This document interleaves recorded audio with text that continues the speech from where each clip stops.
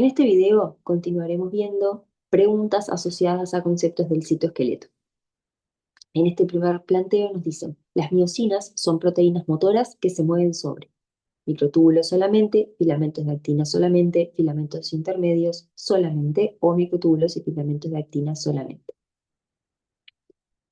Y bueno, para responder esta pregunta tenemos que recordar que las miosinas eran proteínas motoras que trabajaban en conjunto con filamentos de actina.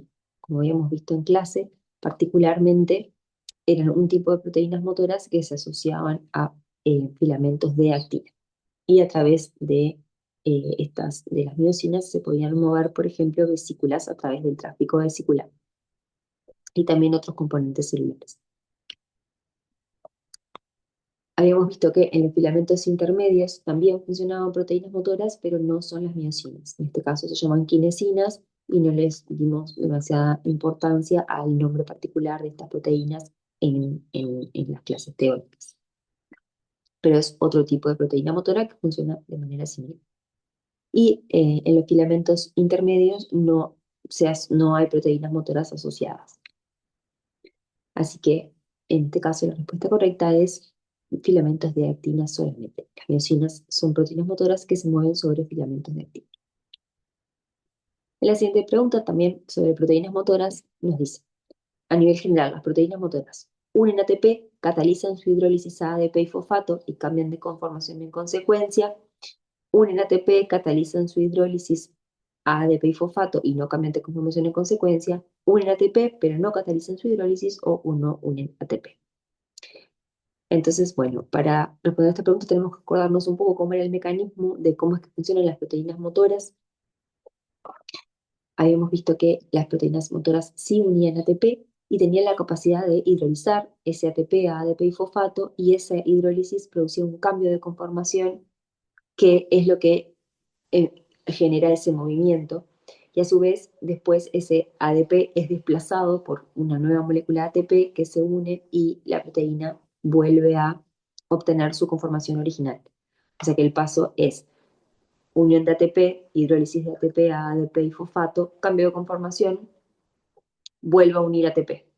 Y así, en ciclos consecutivos, genera lo que es el movimiento de esa proteína sobre el filamento.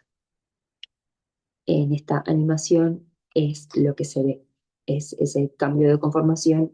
eh, Realmente parece como que la proteína estuviera caminando sobre el filamento. Entonces, la respuesta correcta es los pasos de las proteínas motoras es un ATP, catalizan su hidrólisis y luego cambian de conformación. Y así. La siguiente pregunta nos dice, ¿cuál de las siguientes no es una característica de los filamentos de actina? Y las opciones son tener extremos más y extremos menos, con diferentes propiedades, estar formados por proteínas con estructura en parte fibrosa, integrar los haces contráctiles y servir como caminos para el movimiento de algunas vesículas.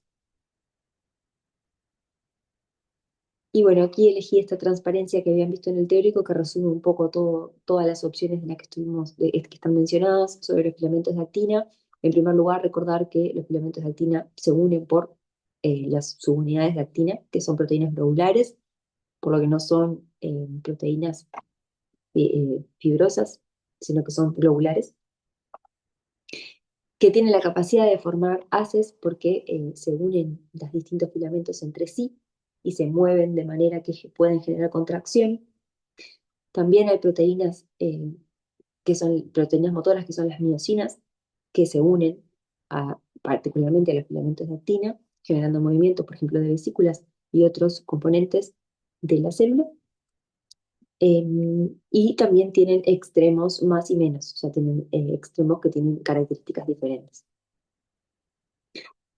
Así que de las opciones que están acá, la que no es una característica de los filamentos de actina es estar formados por proteínas con estructura de parte fibrosa, porque las proteínas que forman la actina son globulares y todas las demás las vamos cubriendo.